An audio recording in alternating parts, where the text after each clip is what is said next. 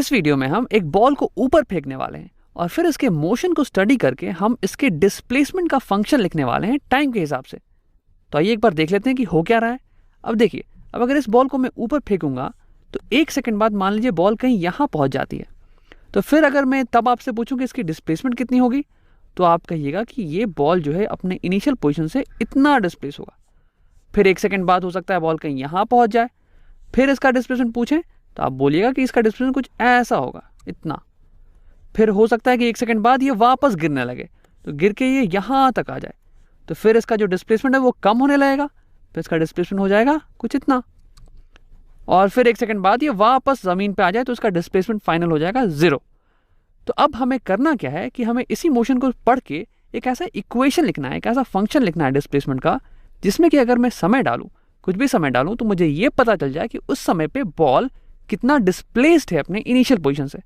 तो आइए इसे देखते हैं। अब मान लीजिए कि हमने बॉल को ऊपर फेंका 20 मीटर पर सेकंड की रफ्तार से, 20 मीटर पर सेकंड। तो ये हो गई हमारी initial velocity V I equal to 20 metre per second plus 20 metre per second, क्योंकि ये हमारा कन्वेंशन था। अगर कोई भी क्वांटिटी ऊपर के डायरेक्शन में है तो उसे हम लिखेंगे प्लस से, उसे हम दिखाएंगे प्लस से, और अगर कोई भी क्वांटिटी नीचे की तरफ में है तो उसे हम दिखाएंगे माइनस साइन से। अब देखिए, इस बॉल का कुछ एक्सेलरेशन भी होगा, वो तो आपको पता ही है, क्योंकि ये जो बॉल है ये ऊपर जाके फिर धीरे होके फिर नीचे आ रही है। और ये एक्सेलरेशन किस कारण से होगा ये भी आपको पता है, ग्रेविटी के कारण से। कोई भी वस्तु, कोई भी चीज़ जो कि धरती के सरफेस के पास होती है, उसे धरती जो है अपने तरफ खींचती है, नीचे की ओर खींचती है। और इस एक्सेलरेशन ड्यू टू ग्रेविटी की वैल्यू होती है 9.8 मीटर पर सेकंड स्क्वायर। सो आइए इसे लिख लेते हैं हम लोग। जी, एक्सेलरेशन ड्यू टू ग्रेविटी को जी से हम लोग दिखाते हैं, इज इक्वल टू 9.8 मीटर पर सेकेंड स्क्वायर। और क्योंकि ये एक्सेलरेशन है तो ये वेक्टर है। आइए हर चीज़ को हम वेक्टर से डिनोट कर लेते हैं। वेलोसिटी भी हमारी वेक्टर थी, तो यहाँ पे हमने प्लस लगा दिया था, प्लस 20 मीटर पर सेकेंड। और यहाँ पे जो एक्सेलरेशन ड्यू टू ग्रेविटी है ये भी वेक्टर है, और ये है 9.8 मीटर पर सेकेंड स्क्वायर। किस डायरेक्शन में?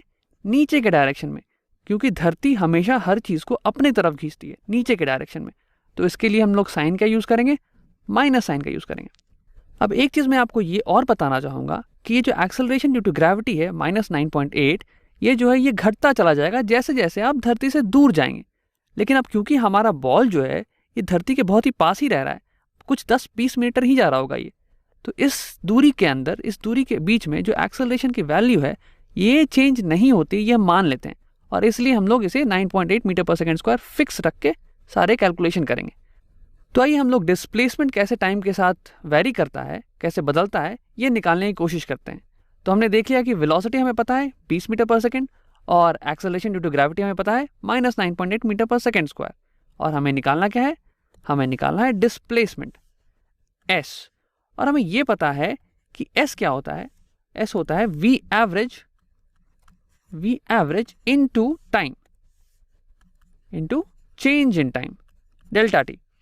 अब कहीं कहीं आपको सिर्फ टी भी लिखा मिलेगा, बट एक्चुअली में ये डेल्टा टाइम है, मतलब चेंज इन टाइम, समय का अंतराल। तो अब हमें यहाँ पे वी एवरेज तो पता नहीं है, बट हमें ये पता है कि वी एवरेज क्या होता है। अगर एक्सेलरेशन कांस्टेंट हो तभी, अगर एक्सेलरेशन कांस्टेंट हो तब वी एवरेज बराबर होता है इनिशियल और फाइनल वेलोसिटी के एवरेज के, V I plus V F का एवरेज।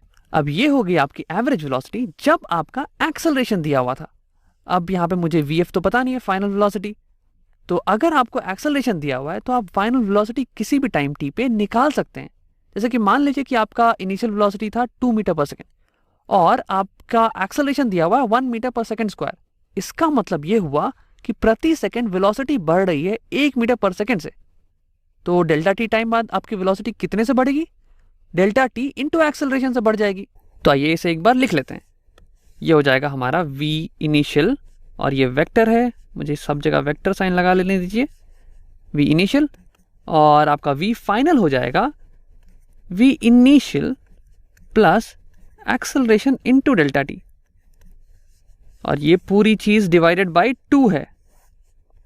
और ये है आपका वी एवरेज, ये भी वेक्टर है। तो अब हम क्या करेंगे, इसे सिंप्लीफाई कर लेते हैं। ये 2 वी आई है साथ में, तो ये हो जाएंगे 2 वी आई बाई 2।